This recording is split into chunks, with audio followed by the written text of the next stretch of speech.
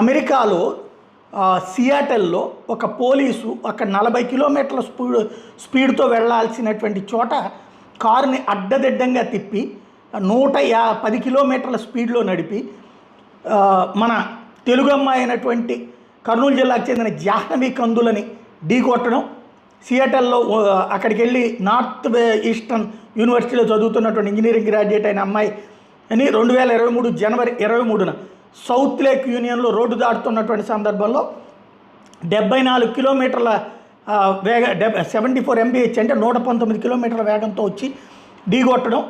ఆ స్పాట్లోనే అమ్మాయి చనిపోతే అతను కామెడీగా ఏదో చాలా దారుణమైన వ్యాఖ్య చేస్తారు, $11,000 పడేస్తే సరిపోతుందిలే ఇట్లాంటిది అనేసి దాని మీద భారతదేశం మొత్తం స్పందించింది.